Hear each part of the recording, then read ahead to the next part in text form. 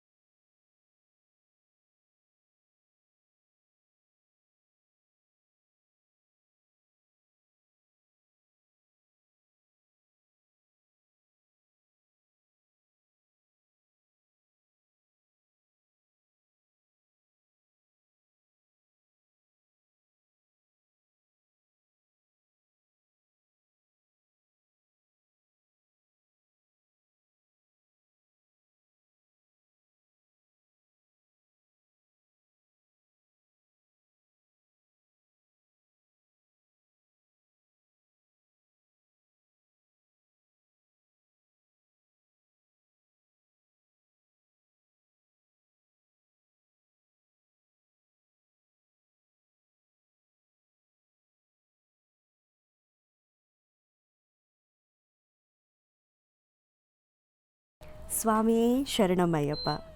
ಅಯ್ಯಪ್ಪ ಸ್ವಾಮಿಯ ದರ್ಶನದೊಂದಿಗೆ ಈ ದಿನದ ನಮ್ಮ ಕಾರ್ಯಕ್ರಮದ ಶುಭಾರಂಭ ಆಗಿದೆ. ಬನ್ನಿ ಕಾರ್ಯಕ್ರಮ ಮುಂದುವರಿಸ್ತಾ ಗುರೂಜಿಯವ್ರನ್ನ ಕಾರ್ಯಕ್ರಮಕ್ಕೆ ಆತ್ಮೀಯವಾಗಿ ಬರಮಾಡ್ಕೊಳ್ಳೋಣ. ಶ್ರೀಯುತರು ಸಾಮುದ್ರಿಕ ಶಿರೋಮಣಿ, ಅಥರ್ವಣ ಪರಿಹಾರ ಪ್ರವೀಣ, ದರ್ಪಣಾಂಜನ ಚಕ್ಷುರ್ಮತಿ ವಿದ್ಯಾನಿಪುಣ, ವನಸಿರಿ ಆಯುರ್ವೇದ ರತ್ನ, ಶ್ರೀ ವಿದ್ಯೋಪಾಸಕ ರತ್ನ, ಸ್ವರ ಸರ್ವಜ್ಞ, ರಾಜ್ಯದ ಧಾರ್ಮಿಕ ಪರಿಷತ್ನ ಸದಸ್ಯರೂ ಆದ ಶ್ರೀ ಶ್ರೀ ಡಾಕ್ಟರ್ ಮಹರ್ಷಿ ಆನಂದ ಗುರೂಜಿಯವರು. ಗುರೂಜಿಯವರ ಪಾದಗಳಿಗೆ ನಮಸ್ಕರಿಸ್ತಾ ಕಾರ್ಯಕ್ರಮಕ್ಕೆ ಭಕ್ತಿಪೂರ್ವಕ ಸ್ವಾಗತ. ನಮಸ್ತೆ ಅಮ್ಮ. ವೆಂಕಟೇಶೋ ವಾಸುದೇವೋ ಪ್ರದ್ಯುಮ್ನೋ ವಿತವಿಕ್ರಮಃ ಸಂಕರ್ಷಣ ನಿರುದ್ಧಶ್ಚ ಶೇಷಾದ್ರಿಪತಿರೇವ ಚ ವೆಂಕಟಾಚಲ ಪದ್ಮನಾಭೋ ವಾಸುದೇವೋ ತ್ರಿವಿಕ್ರಮಃ ಗೋವಿಂದ ಗೋವಿಂದ. ಕಲ್ಯಾಣಾದ್ಭುತ ಗಾತ್ರಾಯತ್ ಕಾಮಿಧಾರ್ಥಪ್ರದಾಯಿನೀಂ ಶ್ರೀಮದ್ವೆಂಕಟನಾಥಾಯಾಂ ಶ್ರೀನಿವಾಸಾಯ ಮಂಗಳಂ. ಮಂಗಳಂ ಕೌಸಲೇಂದ್ರಾಯ ಮಹನೀಯ ಗುಣಾತ್ಮನೆ ಚಕ್ರವರ್ತಿ ತನೋಜ್ಜಾಯ ಸಾರ್ವಭೌಮಾಯ ಮಂಗಳಂ. ಓಂ ಶ್ರೀ ಲಕ್ಷ್ಮೀ ವೆಂಕಟೇಶ್ವರಾಯ ನಮಃ. ನಿರಂಜನಾಯ ವಿದ್ಮಹೇ ನಿರಾಭಾಸಾಯ ಧೀಮಹಿ ತನ್ನ ಶ್ರೀನಿವಾಸ ಪ್ರಚೋದಯಾತ್. ಶ್ರೀನಿವಾಸ ಗೋವಿಂದ ಗೋವಿಂದನ ನಾಮಸ್ಮರಣೆ ಮಾಡ್ತಾ ಓಂ ಹರಿಹರ ಪುತ್ರಾಯ ಪುತ್ರಲಾಭಾಯ ಮಹಾಶಾಸ್ತ್ಯಂ ಶತ್ರು ವಿನಾಶನಾಯ ಪ್ರತ್ಯಕ್ಷ ಶೂಲವಿದಾಯ ಮದಗಜ ವಾಹನಾಯ ವರವರದ ಸರ್ವಜನಮೇ ವಶಮಾನಾಯ ಸ್ವಾಹ. ಹರಿಹರ ಪುತ್ರ ಅಯ್ಯಪ್ಪ ಸ್ವಾಮಿ ಬುಧವಾರದ ಮಹಾವಿಷ್ಣು ಆರಾಧನೆ ಜೊತೆಗೆ ಇನ್ನು ಮತ್ತೊಂದು ವಿಶೇಷ. ರಾತ್ರಿಯೆಲ್ಲ ಸಡಗರ ಸಂಭ್ರಮದಿಂದ ಆಚರಣೆ ಮಾಡಿದ್ದೀರಿ. ಅದರಲ್ಲೂ ಸಾಕಷ್ಟು ಜನ ಬಹಳ ತೃಪ್ತಿಕರವಾಗಿ ಇನ್ನು ಬೆಳಗಿನ ಸುಪ್ರಭಾತ ಆಗಿದೆಯೋ ಇಲ್ವೋ, ಆದರೆ ಹಿರಿಯರಿಗಲ್ಲ, ಒಂದಷ್ಟು ಜನ ಯುವಕರಿಗೆ. ಯಾಕೆಂದರೆ ಸತತ ರಾತ್ರಿ 2 ಗಂಟೆವರೆಗೂ ಎದ್ದಿದ್ದೀರಿ, ಹೊಸ ವರ್ಷವನ್ನು ಸ್ವಾಗತಿಸಿದ್ದೀರಿ. ಹೊಸ ವರ್ಷ ಅಂದರೆ ಕ್ಯಾಲೆಂಡರಲ್ಲಿರ್ತಕ್ಕಂಥದ್ದು, ಜನವರಿ ಪ್ರಾರಂಭ ಅಂತ ತಿಳಿದಿರ್ತಕ್ಕಂಥವ್ರಿಗೆ ಹೊಸ ವರ್ಷ. ಆದರೆ ಶಾಸ್ತ್ರಬದ್ಧವಾಗಿ ಆಗಮಶಾಸ್ತ್ರ ಪ್ರಕಾರ ಈ ಸುಂದರವಾದಂತಹ ಪ್ರಕೃತಿ ಮಾತೆ ಬರಮಾಡಿಕೊಳ್ತಕ್ಕಂಥದ್ದು ಯುಗಾದಿನ. ಯುಗದ ಆದಿ ಯುಗಾದಿ. ಯಾಕೆಂದರೆ ಯುಗಾದಿ ಹೊಸ ವರ್ಷ ಎಂಬತಕ್ಕಂಥದ್ದನ್ನು ಎಲ್ಲರೂ ಅರ್ಥ ಮಾಡ್ಕೋಬೇಕು. ನಮ್ಮ ಭಾರತೀಯ ಸಂಸ್ಕೃತಿ ಹಿಂದೂ ಸನಾತನ ಧರ್ಮದಲ್ಲೂ ಹಾಗೂ ಧರ್ಮ ಎಂಬತಕ್ಕಂಥ ಧರ್ಮ ಸಂಸ್ಕೃತಿ ಇದೆಲ್ಲವನ್ನು ಪಕ್ಕದಲ್ಲಿಡೋಣ. ಆದರೆ ನಾವು ಬದುಕ್ತಿರ್ತಕ್ಕಂಥದ್ದು ಈ ಸುಂದರವಾದ ಪ್ರಕೃತಿಯ ಮಧ್ಯದಲ್ಲಿ. ಪ್ರಕೃತಿಯ ಮಧ್ಯದಲ್ಲಿ ಬದುಕುವಾಗ ನಾವು ಪ್ರಕೃತಿಗೆ ತಲೆ ಬಗ್ಗಿಸಬೇಕಾದ್ದು ಧರ್ಮ. ಮನೆಯಲ್ಲಿ ನೀವು ಒಂದು ಹೂವಿನ ಪಾಟನ್ನು ಅಥವಾ ಒಂದು ಹೂವಿನ ಗಿಡವನ್ನು ತಂದರೆ ಆ ಗಿಡವನ್ನು ಸಾಕಿ ಸಲುವಾಗಿ ಅದಕ್ಕೆ ಬೇಕಾಗಿರ್ತಕ್ಕಂಥ ಗೊಬ್ಬರ ಅಥವಾ ನೀರು ಪ್ರತಿ ದಿವಸ ಅದರ ಲಾಲನೆ ಒಂದು ಪೋಷಣೆಯನ್ನು ಮಾಡಿದಾದ ನಂತರ ಅದರಿಂದ ಒಂದು ಹೂ ಬಿಡುತ್ತಲ್ಲ, ಆ ಹೂ ಬಿಟ್ಟಾಗ ನಿಮ್ಮ ಮುಖದಲ್ಲಾಗುವಂತಹ ಆನಂದ, ನಿಮಗಿರ್ತಕ್ಕಂಥ ಸಂತೋಷ ಇದೆಯಲ್ಲ, ಅದು ಹೇಳ್ತಿರೋದು. ಅಂತಹ ಒಂದು ಹೂ ಬಿಟ್ಟಾಗಷ್ಟೇ ಆ ಗಿಡಕ್ಕೊಂದು ಲಕ್ಷಣ, ಆ ಗಿಡಕ್ಕೆ ಒಂದು ಇನ್ನಷ್ಟು ಹೆಚ್ಚಿನ ಒಂದು ಹೊತ್ತನ್ನು ಕೊಟ್ಟು ನಾವು ನೋಡ್ಕೊಳ್ತೀವಿ. ಆದರೆ ಅಂಥ ಹೂ ಬಿಟ್ಟಂಥ ಕಾಲವೇ ಚೈತ್ರ ಮಾಸ. ಆ ಚೈತ್ರ ಮಾಸದಲ್ಲಿ ಬರ್ತಕ್ಕಂಥದ್ದೇ ಹೊಸ ವರ್ಷ ಯುಗಾದಿ. ಹಾಗಾಗಿ ಹಚ್ಚ ಹಸಿರು ಎಲ್ಲೆಂದೆಲ್ಲಿ ನೋಡಿದ್ರು ಸಹಿತ ಹಸಿರು ತುಂಬುತ್ತೆ. ಈಗಂತೂ ಸಂಪೂರ್ಣವಾಗಿ ಗಿಡ ಮರಗಳಿಂದ ಎಲೆಗಳೆಲ್ಲ ಉದುರುತ್ತಾ ಬರುತ್ತೆ. ಎಲೆಗಳು ಉದುರುತ್ತಾ ಬರುತ್ತೆ, ಮನಸ್ಥಿತಿ ನೆಮ್ಮದಿ ಇರೋದಿಲ್ಲ, ಚಂಚಲತೆ ಇರುತ್ತೆ. ಹಾಗೆ ಜನವರಿ ಇವತ್ತಿನ ದಿವಸ ಈ ಪ್ರಾರಂಭದ ದಿನ ಅಂತಹ ಒಂದು ವಿಶೇಷತೆ ಅಂತ ಹೇಳಿಕ್ಕೆ ಬರೋದಿಲ್ಲ. ಆದರೆ ಇವತ್ತು ಇರ್ತಕ್ಕಂತಹ ಅರ್ಥಪೂರ್ಣವಾದಂತಹ ದಿನ ಇವತ್ತಾದ್ದರಿಂದ ಇವತ್ತಿನ ದಿವಸ ಭಾಳ ವಿಶೇಷತೆ ಇದೆ. ಆ ವಿಶೇಷತೆ ಧನುರ್ಮಾಸದ ಬೆಳಗಿನ ಜಾವದ ಪೂಜೆ. ಹೊಸ ವರ್ಷ ಅಂತ ಒಂದಷ್ಟು ಜನ ತೃಪ್ತಿಕರವಾಗಿ ಆಚರಣೆ ಮಾಡ್ತಿರ್ತಕ್ಕಂಥದ್ದು ನೋಡಿ, ಏನೇ ಆಚರಿಸಿದ್ರೂ ನಿಮ್ಮ ನಿಮ್ಮ ಮನಸ್ಸಮಾಧಾನವೇ, ಸಂತೋಷವೇ. ಹಾಗಾಗಿ ಕ್ಯಾಲೆಂಡರ್ ಮಾಸ ಜನವರಿ 1ನೇ ತಾರೀಕು ಈ ಪ್ರಾರಂಭದ ಈ ಶುಭ ದಿನ ನಿಮ್ಮೆಲ್ಲರಿಗೂ ಸಹಿತ ಒಳಿತಾಗಲಿ. ನಮ್ಮ ನಮ್ಮ ನಂಬಿಕೆಗಳು, ನಮ್ಮ ನಮ್ಮ ಮನಸ್ಥಿತಿ, ನಮ್ಮಲ್ಲಿರ್ತಕ್ಕಂಥ ಆಸೆ ಆಕಾಂಕ್ಷೆಗಳು ಅಥವಾ ನಾವು ಏನನ್ನು ಸ್ವಾಗತಿಸ್ತೀವಿ, ಹೇಗೆ ಆರಾಧಿಸ್ತೀವಿ, ಅದೆಲ್ಲವೂ ಸಹಿತ ನಮ್ಮಲ್ಲೇ ಇರುತ್ತೆ. ಅಂಥದ್ರಲ್ಲಿ ಜನವರಿ 1 ಹೊಸ ವರ್ಷ 2020. 19 ಮುಗಿತು, 20ಕ್ಕೆ ಬಂತು. ಆದರೆ 19ರ ತನಕ ನಾವು ನೋಡಿರ್ತಕ್ಕಂಥ, ನೀವೆಲ್ಲರೂ ನೋಡಿರ್ತಕ್ಕಂಥ ಅವಘಡಗಳು ಸಾಕಷ್ಟು ಆಯಿತು. ಬೆಂಕಿ ಅನಾಹುತ ಆಯಿತು, ಒಂದಷ್ಟು ಕಡೆ ಪ್ರವಾಹ ಉಕ್ಕಿ ಹರಿಯಿತು, ಎಲ್ಲೋ ಮಳೆ ಆಯಿತು, ಎಲ್ಲೋ ಪ್ರವಾಹಕ್ಕೆ ಸಾಕಷ್ಟು ಜನ ನೋವು ತಿಂದಿದ್ದಾಯಿತು. ಹಾಗೆ ರೈತ ಬಾಂಧವರ ಸಂಕಷ್ಟ ಆಯಿತು, ಹಾಗೆ ಯೋಧರನ್ನು ನಾವು ಕಳ್ಕೊಂಡಿದ್ದಾಯಿತು. ಎಲ್ಲವೂ ಸಹಿತ ಒಂದು ಥರ ಅಯೋಮಯವಾಗಿತ್ತು 2019. ಆದರೆ 2020ರ ಪ್ರಾರಂಭ ಈಗಾಗಿದೆ. 2020ರ ಪ್ರಾರಂಭ ಈಗಾಗಿದೆ. ಮುಂಬರ್ತಕ್ಕಂತಹ 20ರ ಈ ಜನವರಿ 1ನೇ ತಾರೀಕು ಇವತ್ತು ಪ್ರಾರಂಭ ಆಗಿ ಆಗಲೇ 12ಕ್ಕೆ ಪ್ರಾರಂಭ ಆದ್ದು ಇಲ್ಲಿವರೆಗೂ. ಆದರೆ ನಮ್ಮಲ್ಲಿ ಶಾಸ್ತ್ರ ಪ್ರಕಾರ ಬೆಳಗಿನ ಸೂರ್ಯೋದಯ ಆದ ನಂತರವೇ ನಮಗೆ ಈ ದಿನ ಪ್ರಾರಂಭ ಅಂತ ಧರ್ಮಶಾಸ್ತ್ರ ಹೇಳುತ್ತೆ. ಆದರೆ ರಾತ್ರಿ 12 ಗಂಟೆಗೆ ದಿನ ಮುಗಿಯುತ್ತೆ, 1 ಗಂಟೆಯಿಂದ ಪ್ರಾರಂಭ ಆಗುತ್ತೆ ಇಂಗ್ಲೀಷ್ ದಿನಾಂಕದ ಪ್ರಕಾರ. ಹಾಗಾಗಿ ತುಂಬ ಜನಕ್ಕೊಂದು ಕನ್ಫ್ಯೂಷನ್ ಇದೆ. ಆ ಮಕ್ಕಳು ಹುಟ್ಟುವಾಗಂತೂ ಅಕಸ್ಮಾತ್ ಡೆಲಿವರಿ ರಾತ್ರಿ 12ವರೆಗೋ 1 ಗಂಟೆಗೋ 1ವರೆಗೋ 2 ಗಂಟೆಗಾದರೆ ಅದು ಯಾವತ್ತಿಗೆ ಬೀಳುತ್ತೆ ಎಂಬತಕ್ಕಂಥದ್ದೇ ಒಂದು ಕನ್ಫ್ಯೂಷನ್ ಇವತ್ತಿಗೂ ಸಹಿತ ಬಾಧಿಸ್ತಾ ಇದೆ. ಆದರೆ ಒಂದು ಅರ್ಥ ಮಾಡ್ಕೊಳ್ಳಿ, ಜಗತ್ತಿಗೆ ಬೆಳಕನ್ನು ಕೊಡ್ತಕ್ಕಂಥ ಸೂರ್ಯ ತನ್ನ ಬೆಳಗಿನ ಮುಹೂರ್ತವನ್ನು ಯಾವಾಗ ಆ ಮುಹೂರ್ತದಲ್ಲಿ ಸೂರ್ಯ ಕಾಣಿಸ್ಕೊಳ್ತಾನೋ ಕಾಣಿಸುವಾಗಲೇ ನಮ್ಮ ಬೆಳಗಾಗುವಂಥದ್ದು ಅನ್ನೋದನ್ನು ಎಲ್ಲರೂ ಮನಸ್ಸಲ್ಲಿ ಗಟ್ಟಿಪಡಿಸ್ಕೊಳ್ಳಿ. ಸೂರ್ಯ ಉದಯಿಸಿದ ನಂತರವೇ ಈ ದಿನ ನಮಗೆ ಲೆಕ್ಕ. ಅದು ಬಿಟ್ಟು ಬೆಳಗಿನ ಜಾವ 3 ಗಂಟೆಗೆ 4 ಗಂಟೆಗೆ ಡೆಲಿವರಿ ಆದರೂ ಸಹಿತ ಅದು ಈ ದಿನಕ್ಕೆ ಸೇರುತ್ತೆ ಅಂತಕ್ಕಂಥದ್ದಲ್ಲ. ಇಂಗ್ಲೀಷ್ ದಿನಾಂಕದ ಪ್ರಕಾರ ರಾತ್ರಿ 12 ಆಯಿತು, 1 ಗಂಟೆಗೆ ಇದು ಹೊಸ ದಿನ ಬಂತು. ಇರಲಿ, 12ನ್ನೂ ನೀವು 12ರಿಂದ 1 ಗಂಟೆ ಅಂದರೆ 12 ಗಂಟೆ 1 ನಿಮಿಷಕ್ಕೆ ಬಂದ ತಕ್ಷಣ ಎಲ್ಲರೂ ನೆನ್ನೆ ಪಟಾಕಿ ಹೊಡೆದಿದ್ದೀರಿ, ಸಂಭ್ರಮದಿಂದಿದ್ದೀರಿ. ಸಾಕಷ್ಟು ಜನ ಆನಂದವಾಗಿ ಪಾನಕ ಮಜ್ಜಿಗೆ ಎಲ್ಲನೂ ಕುಡಿದಿದ್ದೀರಿ. ಕುಡಿದು ಇನ್ನೂ ಇವತ್ತಿನ ದಿವಸ ಇನ್ನೂ ಎಚ್ಚರಿಕೆ ಇಲ್ಲ, ಅಥವಾ ಎಚ್ಚರಿಕೆ ಆಗಿ ಸುಮಾರು 4-5 ಗಂಟೆ ಬೇಕಾಗುತ್ತೆ ಸಂಧ್ಯಾಕಾಲ. ಯಾಕೆಂದರೆ ನಾನು ಅಷ್ಟು ಶಕ್ತಿಯುತವಾಗಿ ಕುಣಿದು ಕುಪ್ಪಳಿಸಿ ಆನಂದವಾಗಿ ಕಳೆದಿದ್ದೀರಿ ಸಮಯವನ್ನು. ಇರಲಿ, ನಿಮ್ಮ ಸಂತೋಷ ಇನ್ನಷ್ಟು ಕಾಲ, ಇನ್ನೂ 100 ಕಾಲ ಹೀಗೇ ಇರಲಿ. ಆದರೆ ಸದಾಕಾಲ ಕುಡಿದು ತಿಂದು ಅಲ್ಲ.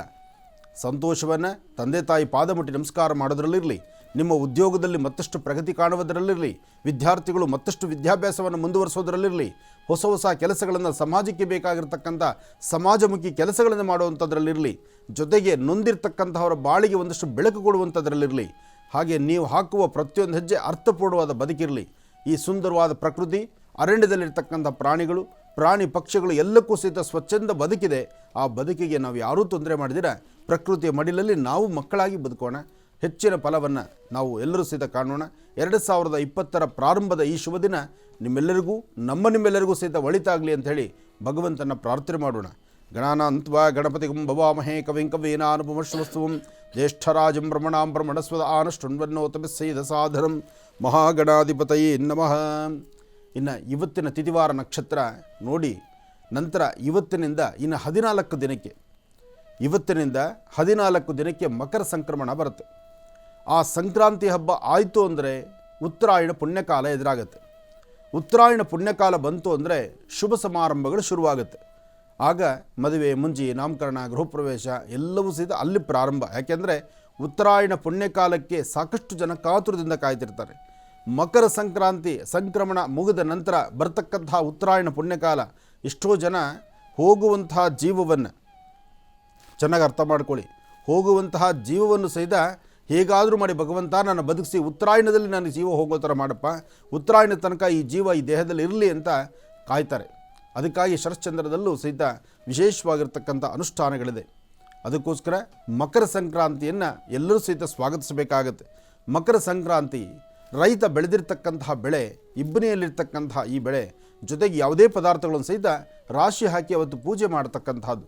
ಜೊತೆಗೆ ವರ್ಷದ 365 ದಿವಸ ಹೆಗಲು ಕೊಟ್ಟು ದುಡಿತಕ್ಕಂಥ ಎತ್ತುಗಳಿಗೆ ವಿಶೇಷವಾದ ಅಲಂಕಾರವನ್ನು ಮಾಡತಕ್ಕಂಥದ್ದು, ಕಿಚ್ಚಾಯಿಸುವಂತಹದ್ದು. ಯಾಕೆಂದರೆ ಈ ತಂಪಾದಂತಹ ಮಂಜು ಬೀಳುವಂತಹ ಈ ಕಾಲ ಧನುರ್ಮಾಸ. ಆಗ ಸಣ್ಣ ಪುಟ್ಟ ಕ್ರಿಮಿಗಳು, ಸಣ್ಣ ಪುಟ್ಟ ಕ್ರಿಮಿಗಳು ಆ ಎತ್ತುಗಳಿಗೆ ತನ್ನ ದೇಹದಲ್ಲಿರ್ತಕ್ಕಂಥದ್ದಿರುತ್ತೆ. ಆದರೆ ಕಿಚ್ಚಾಯಿಸುವಂಥ ಕಾಲದಲ್ಲಿ ಅಗ್ನಿಯಲ್ಲಿ, ಅಂದರೆ ವಿಶೇಷವಾಗಿ ಒಂದಷ್ಟು ಹುಲ್ಲನ್ನು ಹಾಕಿದ್ದು ರೈತರು ಹಳ್ಳಿಗಳ ಕಡೆ ತುಂಬ ಚೆನ್ನಾಗಿ ಮಾಡ್ತಾರೆ. ಹಳ್ಳಿಗಳ ಕಡೆ ಮಾಡುವಂತಹ ಉದ್ದೇಶವೇ ಇದು. ಆ ಕಿಚ್ಚಾಯಿಸುವಾಗ, ಬೆಂಕಿಯ ಮೇಲೆ ನಡೆಸುವಾಗ ಸಣ್ಣ ಪುಟ್ಟ ಕ್ರಿಮಿಕೀಟಗಳು ಬಿಟ್ಟು ಹೋಗುತ್ತೆ. ಆ ಒಂದು ದಿವಸ ಬಿಟ್ಟಿದ್ದು ಮುಂಬರ್ತಕ್ಕಂಥ ದಿನಗಳು ಬಿಸಿಲಿಗೆ ಎಲ್ಲವೂ ಸರಿ ಬರುತ್ತೆ. ಇನ್ನು ಅಲ್ಲಿಂದ ಆಚೆಗೆ ಇರ್ತಕ್ಕಂತಹ ಚಳಿ ಅಂತೇಳಿ ಶಿವರಾತ್ರಿಯ ಹೊತ್ತಿಗೆ ಎಲ್ಲವೂ ಬಿಟ್ಟು ಹೋಗುತ್ತೆ. ಅಲ್ಲಿ ಪ್ರಾರಂಭ ಆಗುತ್ತೆ ಅನುಷ್ಠಾನಗಳ ಪೂಜಾ ಫಲಗಳು. ಅದಕ್ಕಾಗಿ ಶಬರಿಮಲೆಯಲ್ಲೂ ಸಹಿತ ಮಕರ ಸಂಕ್ರಾಂತಿ ಎಂದು ಹರಿಹರ ಪುತ್ರ ಅಯ್ಯಪ್ಪ ಸ್ವಾಮಿಯ ವಿಶೇಷವಾಗಿರ್ತಕ್ಕಂಥ ಉತ್ಸವ ಅಲ್ಲಿ ಪ್ರಾರಂಭ ಆಗುತ್ತೆ.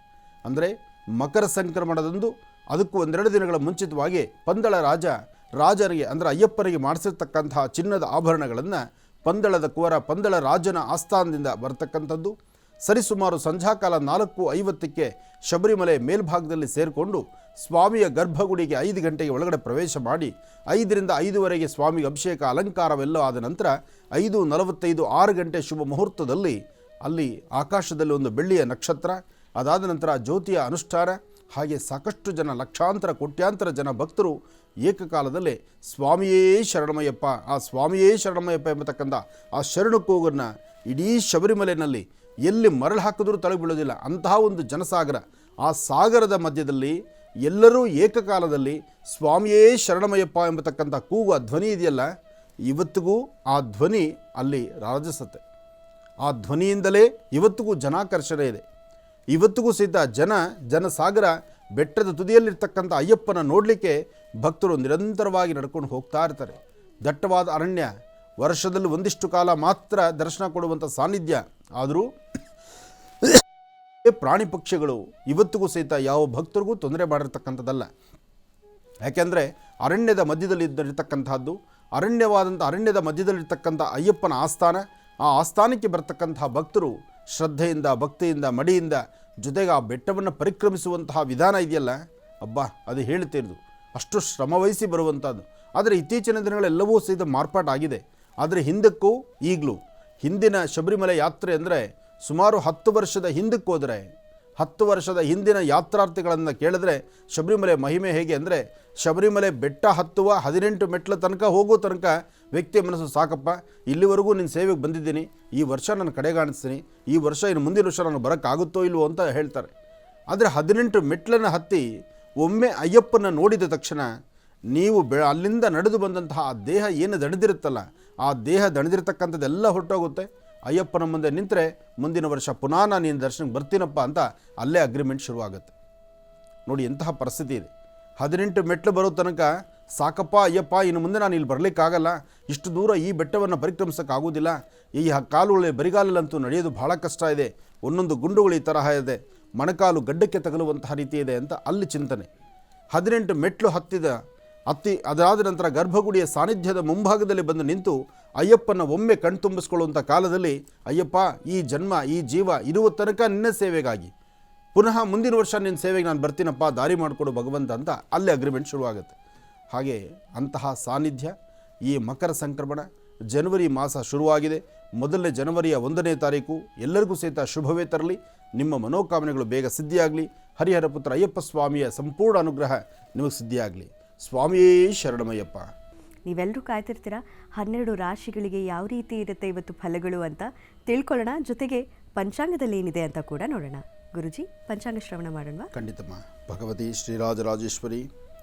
ಓಂ ಹರಿಹರ ಪುತ್ರಾಯ ಪುತ್ರಲಾಭಾಯ ಮಹಾಶಾಸ್ತ್ಯಂ ಶತ್ರುವಿನಾಶನಾಯ ಪ್ರತ್ಯಕ್ಷ ಶೂಲವಿದಾಯ ಮದಗಜವಾಹನಾಯ ವರವರದ ಸರ್ವಜನಮೇ ವಶಮಾನಾಯ ಸ್ವಾಹ. ಸ್ವಾಮಿಯೇ ಶರಣಮಯ್ಯಪ್ಪ, ಸ್ವಾಮಿಯೇ ಶರಣಮಯ್ಯಪ್ಪ, ಸ್ವಾಮಿಯೇ ಶರಣಮಯ್ಯಪ್ಪ. ಅಯ್ಯಪ್ಪ ಭಗವಂತ ಕಲ್ಯಾಣಾದ್ಭುತಗಾತ್ರಾಯ ಕಾಮಿಧಾರ್ಥಪ್ರದಾಯಿನೀಂ ಶ್ರೀಮದ್ ವೆಂಕಟನಾಥಾಯಾಂ ಶ್ರೀನಿವಾಸಾಯ ಮಂಗಳಂ. ವೆಂಕಟೇಶೋ ವಾಸುದೇವೋ ಪ್ರದ್ಯುಮ್ನೋ ವಿತವಿಕ್ರಮಃ ಸಂಕರ್ಷಣಾನಿರುದ್ಧಶ್ಚ ಶೇಷಾದ್ರಿಪತಿರೇವ ಚ. ಶ್ರೀ ವಿಕಾರಿನಾಮ ಸಂವತ್ಸರ ದಕ್ಷಿಣಾಯನ ಹಿಮಂತ ಋತು ಪುಷ್ಯಮಾಸ ಶುಕ್ಲಪಕ್ಷ 1/1/2020 1/1/2020 ಬುಧವಾರ. ಸೃಷ್ಟಿ ಪೂರ್ವಭಾದ್ರ ನಕ್ಷತ್ರ. ಇವತ್ತು ತುಳುವ ಸೃಷ್ಟಿ ಅಂತ ಹೇಳ್ತಾರೆ. ಸೃಷ್ಟಿ ಆದ್ದರಿಂದ ಸುಬ್ರಹ್ಮಣ್ಯ ಸೃಷ್ಟಿ ಬಹಳ ವಿಶೇಷವಾಗಿರ್ತಕ್ಕಂಥದ್ದು. ಇವತ್ತು ಘಾಟಿ ಕ್ಷೇತ್ರದಲ್ಲಿ ನಮಗೆ ಬೆಂಗಳೂರಿಗೆ ಸಮೀಪ ಇರತಕ್ಕಂಥ ಘಾಟಿ ಕ್ಷೇತ್ರದಲ್ಲಿ ಶ್ರೀ ವಲ್ಲಿ ದೇವಸೇನಾ ಸಮೇತ ಸುಬ್ರಹ್ಮಣ್ಯೇಶ್ವರನ ಸೃಷ್ಟಿಯ ಮಹೋತ್ಸವ ಬಹಳ ಅದ್ಧೂರಿತವಾಗಿ ನಡೀತಾ ಇದೆ. ಸೃಷ್ಟಿ ಎಂಬತಕ್ಕಂಥದ್ದು ಸುಬ್ರಹ್ಮಣ್ಯೇಶ್ವರನಿಗೆ, ಅದರಲ್ಲೂ ಈ ಬರ್ತಕ್ಕಂಥ 3 ಸೃಷ್ಟಿಗಳು ಪ್ರಧಾನವಾಗಿರ್ತಕ್ಕಂಥದ್ದು. ಮೊನ್ನೆ ಒಂದು ಸೃಷ್ಟಿ ಆಯಿತು, ಅದು ಕುಕ್ಕೆ ಸುಬ್ರಹ್ಮಣ್ಯದಲ್ಲೂ ಸಹಿತ ಬಹಳ ಅದ್ಧೂರಿಯಿಂದ ನಡೆದಂತಹ ಜಾತ್ರಾ ಮಹೋತ್ಸವ ಆಯಿತು. ಅದಾದ ನಂತರ ಇವತ್ತಿನ ಸೃಷ್ಟಿ ಘಾಟಿ ಕ್ಷೇತ್ರದಲ್ಲಿ ರಥೋತ್ಸವ ಇದೆ. ಅಲ್ಲಿ ಸ್ವಾಮಿಗೆ ವಿಶೇಷವಾಗಿರ್ತಕ್ಕಂಥ ಅರ್ಚನೆ, ಸಂಕಲ್ಪ, ಅಭಿಷೇಕ, ಅಲಂಕಾರ. ಅಬ್ಬಾ, ಇವತ್ತಂತೂ ಘಾಟಿ ಕ್ಷೇತ್ರದಲ್ಲಿ ಅದರಲ್ಲೂ ದನಗಳ ಜಾತ್ರೆ, ದನಗಳು ಸಹಿತ ಅಲ್ಲಿ ಜಾತ್ರೆಗೆ ಬರುತ್ತೆ. ದನಗಳ ವ್ಯಾಪಾರ ವಿಶೇಷವಾಗಿ ನಡೆಯುತ್ತೆ. ಹಾಗೆ ಭಕ್ತಸಾಗರ, ಜನಸಾಗರ ಅಂತೂ ಅಲ್ಲಿ ಕಡಿಮೆ ಅಂತ ಹೇಳೋಂಗೆ ಇಲ್ಲ, ಅಷ್ಟು ಭಕ್ತಸಾಗರ ಇದೆ. ಈಗ ತಾವು ನೋಡ್ತಿರ್ತಕ್ಕಂಥದ್ದು ಗರ್ಭಗುಡಿಯ ವಿಶೇಷವಾಗಿರ್ತಕ್ಕಂಥ ಮೂಲ ಸಾನ್ನಿಧ್ಯದ ದರ್ಶನ.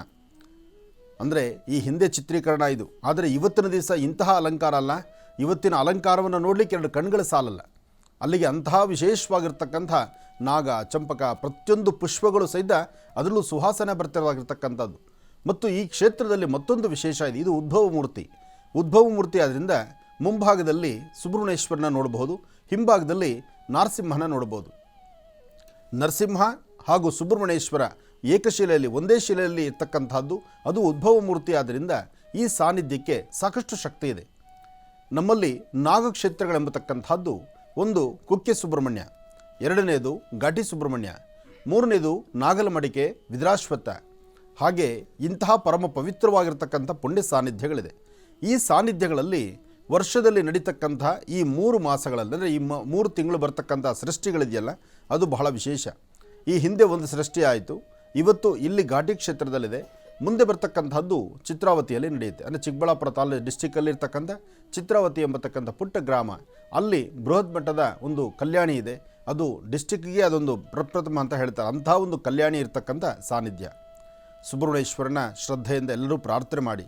ಯಾಕೆಂದರೆ ನೀವು ಇವತ್ತಿನ ದಿವಸ ಘಾಟಿ ಕ್ಷೇತ್ರಕ್ಕೆ ಹೋಗಿ ಅಲ್ಲಿ ಸ್ವಾಮಿನ ದರ್ಶನ ಮಾಡಬೇಕು ಅಂದರೆ ಜನಸಾಗರದಲ್ಲಿ ಬಹುಶಃ ಸ್ವಲ್ಪ ಕಷ್ಟ ಇರಬಹುದು. ಆದರೂ ಕಷ್ಟ ಎಷ್ಟೇ ಆದರೂ ನಮ್ಮ ಭಾರತೀಯ ಸಂಸ್ಕೃತಿ, ಅದರಲ್ಲೂ ಹಿಂದೂಗಳಲ್ಲಿ ನಮ್ಮಲ್ಲಿರ್ತಕ್ಕಂಥ ಒಂದು ಗುಣ ಅಂದರೆ ಜಾತ್ರೆ, ಜನ್ಮೋತ್ಸವ, ರಥೋತ್ಸವ ಇಂತಹ ಕಾಲದಲ್ಲಿ ಅಲ್ಲಿ ಏನೇ ಶ್ರಮ ಇದ್ದರೂ, ಎಷ್ಟೇ ರಶ್ ಇದ್ದರೂ ಸಹಿತ ಹೋಗಿ ಸ್ವಾಮಿನ ದರ್ಶನ ಮಾಡಿ ಇವತ್ತಿನ ದಿವಸ ದೇವರ ದರ್ಶನ ಮಾಡಬರಬೇಕು ಎಂಬತಕ್ಕಂಥ ಮಹದಾಸೆ ಎಲ್ಲರಿಗೂ ಇರುತ್ತೆ. ಅಂತಹ ಸಾನ್ನಿಧ್ಯ, ಜಾತ್ರಾ ಮಹೋತ್ಸವದ ಈ ಜಾತ್ರೆಯ ಅನುಷ್ಠಾನವನ್ನು ದರ್ಶನ ಮಾಡುವಂಥ ಭಾಗ್ಯ ಎಲ್ಲರಿಗೂ ಸಿಗಲಿ, ಒಳ್ಳೆಯದಾಗಲಿ. ಹಾಗೆ ಸುಬ್ರಹ್ಮಣ್ಯೇಶ್ವರನ ಅನುಗ್ರಹವನ್ನು ಪಡೀತಕ್ಕಂತಹದ್ದು. ಸುಬ್ಬ ಸುಬ್ಬ ಗೋವಿಂದ, ಸುಬ್ರಹ್ಮಣ್ಯ ಗೋವಿಂದ, ಸುಬ್ಬ ಸುಬ್ಬ ಗೋವಿಂದ, ಸುಬ್ರಹ್ಮಣ್ಯ ಗೋವಿಂದ, ಈ ಪ್ರಕಾರವಾಗಿರ್ತಕ್ಕಂಥ ಗೋವಿಂದನ ನಾಮಾವಳಿ ಹೇಳಿ ದೇವಾಲಯದಲ್ಲಿ ಪ್ರಾಕಾರ ಮಂಟಪದಲ್ಲಿ, ಅಂದರೆ ದೇವಸ್ಥಾನದ ಪ್ರಾಕಾರ ಮಂಟಪದಲ್ಲಿ ಒಂದಷ್ಟು ಜನ ಉರುಳು ಸೇವೆಯನ್ನು ಸಲ್ಲಿಸ್ತಾರೆ. ಯಾತಕ್ಕಾಗಿ ಸುಬ್ರಹ್ಮಣ್ಯೇಶ್ವರನ ಇಷ್ಟೊಂದು ಶ್ರದ್ಧಾಭಕ್ತಿಯಾಗಿ ಆರಾಧನೆ ಮಾಡ್ತಾರೆ ಅಂದರೆ, ಈ ದೇಹದಲ್ಲಿ ಸೌಂದರ್ಯ, ಮುಖಲಕ್ಷಣ, ಚರ್ಮದ ಒಂದಷ್ಟು ನೆಮ್ಮದಿ, ಜೊತೆಗೆ ಚರ್ಮದ ಮೇಲೆ ಉಂಟಾಗುವಂತಹ ಯಾವುದೇ ರೋಗ ಲಕ್ಷಣಗಳಿದ್ದರು, ಯಾವುದೇ ಅಲರ್ಜಿ ಸಮಸ್ಯೆಗಳಿದ್ದರು, ಯಾವುದೇ ಸೌರಿಯಸಿಸ್ ಆಗಲಿ ಅಥವಾ ಇಂಥದ್ದೇನೇ ಬರುತ್ತೆ ಅಂದರೆ ಅದಕ್ಕೊಂದು ಪರಿಹಾರವನ್ನು ಕೊಡ್ತಕ್ಕಂಥವನೇ ಸುಬ್ರಹ್ಮಣ್ಯೇಶ್ವರ. ಅಷ್ಟೇ ಹಾಗೆ ಈ ಪುಲ್ಪೊರೆಗಳಂತ ಬರುತ್ತೆ, ದೇಹದ ಮೇಲಿರ್ತಕ್ಕಂಥ ಕೆಟ್ಟ ರಕ್ತದಿಂದ ಕೊಲೆಸ್ಟ್ರಾಲಲ್ಲಿ ಹೆಚ್ಚು ಕಮ್ಮಿ ಆಗಿ ಪುಲ್ಪೊರೆ ಅಂತ ಬರುತ್ತೆ. ಅದನ್ನು ಹೋಗಲಾಡಿಸ್ಕೊಳ್ಳೋದಕ್ಕೆ ನೋಡಿ ಎಂತಹ ಒಂದು ಪವಾಡ. ಸ್ವಾಮಿಯ ರಥೋತ್ಸವ ಕಾಲದಲ್ಲಿ ಉಪ್ಪು ಮೆಣಸನ್ನು ಭಕ್ತಿಯಿಂದ ಪ್ರಾರ್ಥನೆ ಮಾಡಿ ರಥಕ್ಕೆ ಹಾಕಿದ್ರೆ ದೇಹದ ಮೇಲಿರ್ತಕ್ಕಂಥ ಪುಲ್ಪುರೆ ದೂರ ಹೋಗುತ್ತೆ, ಅದು ಬಿಟ್ಟು ಹೋಗುತ್ತೆ, ಅದು ಕರಗುತ್ತೆ ಅನ್ನೋದು ಇವತ್ತಿಗೂ ನಾಣ್ಣುಡಿ ಇದೆ, ಶಾಸ್ತ್ರ ಇದೆ, ಹಾಗೆ ನಡೆಯುತ್ತೆ ಸಹಿತ. ಹಾಗೆ ಇಷ್ಟು ಅಚ್ಚುಕಟ್ಟಾಗಿರ್ತಕ್ಕಂಥ ವಿಶೇಷವಾಗಿರ್ತಕ್ಕಂಥ ನಾಗವನ, ಈ ನಾಗವನದಲ್ಲಿ ಸಾಕಷ್ಟು ನಾಗರ ಕಲ್ಲುಗಳಿದೆ. ನಾಗರ ಕಲ್ಲುಗಳು ಅಷ್ಟು ಏಕಕಾಲದಲ್ಲಿ ಇಷ್ಟು ನಾಗಗಳನ್ನು ದರ್ಶನ ಮಾಡಿ ಬರ್ತಕ್ಕಂಥದ್ದು. ದೂರದ ಕುಕ್ಕೆ ಸುಬ್ರಹ್ಮಣ್ಯಕ್ಕೆ ಹೋಗಿ ಬರಲಿಕ್ಕಾಗಲಿಲ್ಲ ಅಂದರೂ ಹತ್ತಿರದಲ್ಲಿರ್ತಕ್ಕಂಥ ಘಾಟಿ ಕ್ಷೇತ್ರಕ್ಕೆ, ಅದರಲ್ಲೂ ಧಾರ್ಮಿಕ ದತ್ತಿ ಇಲಾಖೆಯಲ್ಲಿರ್ತಕ್ಕಂಥ ಈ ಒಂದು ಘಾಟಿ ಕ್ಷೇತ್ರದಲ್ಲಿ ಇಂದಿಗೂ ಸಹಿತ ಪ್ರತಿದಿನ ಪೂಜಾ ಕೈಂಕರ್ಯಗಳು, ಅದರಲ್ಲೂ ಬೆಳಗ್ಗೆ ಮತ್ತು ಸಂಧ್ಯಾಕಾಲ ನಡೆಯುವಂಥ ಅನುಷ್ಠಾನಗಳು, ಅಲ್ಲಿ ನಡೆಯುವಂತಹ ಉತ್ಸವಗಳು, ಸ್ವಾಮಿಗೆ ನಡೆಯುವಂತಹ ಮಹಾಭಿಷೇಕ, ಕಲ್ಯಾಣೋತ್ಸವ ಎಲ್ಲವೂ ಬಹಳ ವಿಶೇಷವಾಗಿರುತ್ತೆ. ನಿನ್ನೆ ಕಲ್ಯಾಣೋತ್ಸವ, ಇವತ್ತು ಸ್ವಾಮಿಯ ರಥೋತ್ಸವ. ರಥದ ಮೇಲೆ ಸುಬ್ರಹ್ಮಣ್ಯೇಶ್ವರನ ಮಧ್ಯಾಹ್ನ 12 ಗಂಟೆಗೆ ಅಭಿಜಿನ್ ಲಗ್ನದಲ್ಲಿ ಹೊರಗಡೆ ಕರೆದು ಅಲ್ಲಿ ಭಕ್ತರ ಸಮ್ಮುಖದಲ್ಲಿ, ಅಂದರೆ ಸಾಕಷ್ಟು ವಿಶೇಷವಾಗಿ ಸಾಕಷ್ಟು ಜನ, ಲಕ್ಷಾಂತರ ಜನ ಭಕ್ತರು ಸೇರುವಂಥ ಈ ಶುಭ ಮುಹೂರ್ತ. ಈ ಮುಹೂರ್ತದಲ್ಲಿ ಶ್ರೀ ವಲ್ಲಿ ದೇವಸೇನಾ ಸಮೇತ ಸುಬ್ರಹ್ಮಣ್ಯೇಶ್ವರನ ದರ್ಶನ ಮಾಡತಕ್ಕಂಥದ್ದು. ದೇವಸ್ಥಾನದ ಪ್ರಧಾನ ಗೋಪುರ, ಅಂದರೆ ವಿಮಾನ ಗೋಪುರದ ಮೇಲ್ಭಾಗದಲ್ಲಿರ್ತಕ್ಕಂಥ ಕಳಶ ದರ್ಶನ, ಅದು ಮಹಾಪುಣ್ಯ. ಗರ್ಭಗುಡಿಯಲ್ಲಿರ್ತಕ್ಕಂಥ ಸ್ವಾಮಿಯ ದರ್ಶನ ಆಗದಿದ್ದರೂ ಅಂದರೆ ಗರ್ಭಗುಡಿಯ ಸ್ವಾಮಿ ದರ್ಶನ ಆಗದಿದ್ದರೂ ವಿಮಾನ ಗೋಪುರದ ಮೇಲಿರ್ತಕ್ಕಂಥ ಕಳಶ ದರ್ಶನ ಮಾಡಿದ್ರೆ ನಾವು ಗರ್ಭಗುಡಿಯಲ್ಲಿರೋ ಸ್ವಾಮಿನ ದರ್ಶನ ಮಾಡ್ದಂಗೆ. ಯಾಕೆಂದರೆ ವಟುರೂಪ, ಅಂದರೆ ಬ್ರಹ್ಮಚರ್ಯದಲ್ಲಿರ್ತಕ್ಕಂಥದ್ದು. ಅದರಲ್ಲೂ ಇವತ್ತಿನ ದಿವಸ ಬ್ರಹ್ಮಚಾರಿಗಳಿಗೆ ಮನೆಗೆ ಕರೆದು ಶ್ರದ್ಧೆಯಿಂದ, ಭಕ್ತಿಯಿಂದ, ಮಡಿಯಿಂದ ಮಾಡಿರ್ತಕ್ಕಂತಹ ಅಡಿಗೆನ ಸುಬ್ರಹ್ಮಣ್ಯೇಶ್ವರನಲ್ಲಿ ಒಂದು ವಿಶೇಷ ಇದೆ. ಎಲ್ಲಿ ಯಾವ ದೇವರ ಹತ್ರ ಬೇಕಾದರೂ ಹೇಗೆ ಬೇಕಾದರೂ ಅನುಷ್ಠಾನಗಳು ನಡೆಯಬಹುದು. ಆದರೆ ಶ್ರೀ ವಲ್ಲಿ ದೇವಸೇನಾ ಸಮೇತ ಶ್ರೀ ಸುಬ್ರಹ್ಮಣ್ಯೇಶ್ವರ ಸ್ವಾಮಿಯ ಸಾನ್ನಿಧ್ಯದಲ್ಲಿ ಸಾಧ್ಯವಾದಷ್ಟು ಮಡಿ ಆಚಾರ ಬಹಳ ಮುಖ್ಯ. ಮಡಿ ಆಚಾರ ಅಂದರೆ ಎಷ್ಟೋ ಜನ ಇವತ್ತಿಗೂ ಸಹಿತ ಗರ್ಭಗುಡಿಯಲ್ಲಿ ಹೋಗಿ ಸ್ವಾಮಿನ ದರ್ಶನ ಮಾಡಿ ಸೇವೆ ಮಾಡಬೇಕಾದ್ರೆ, ಗರ್ಭಗುಡಿಯಲ್ಲಿರ್ತಕ್ಕಂಥ ದೇವರ ಪೂಜಾನುಷ್ಠಾನ ಮಾಡಬೇಕಾದ್ರೆ ಇವತ್ತಿಗೂ ಒದ್ದೆ ಬಟ್ಟೆ ಉಟ್ಕೊಂಡು ಆಗಷ್ಟೇ ಸ್ನಾನ ಮಾಡಿ ಯಾರನ್ನೂ ಮುಟ್ಟದಿರ, ಅಂದರೆ ಒದ್ದೆ ಬಟ್ಟೆನ ಇಟ್ಕೊಂಡೇ ಗರ್ಭಗುಡಿಯಲ್ಲಿ ಒಳಗೆ ಹೋಗುವಂಥದ್ದು ಇವತ್ತಿಗೂ ಪದ್ಧತಿ ಇದೆ. ಇಷ್ಟೆಲ್ಲ ವೈಶಿಷ್ಟ್ಯತೆಗಳು, ವಿಶೇಷತೆ ಇರತಕ್ಕಂತಹ ಸುಬ್ರಹ್ಮಣ್ಯೇಶ್ವರನ ದರ್ಶನವನ್ನು ನಾವು ಮಾಡಿದ್ದೀವಿ. ನಿಮ್ಮೆಲ್ಲರಿಗೂ ಈ ಒಂದು 2020 ಮೊದಲನೇ ದಿನ, ಜನವರಿ ಮಾಸದ ಈ ಮೊದಲನೇ ದಿನ ಸುಬ್ರಹ್ಮಣ್ಯೇಶ್ವರನ ಅನುಗ್ರಹ ಎಲ್ಲರಿಗೂ ಇರಲಿ, ಒಳ್ಳೆಯದಾಗಲಿ.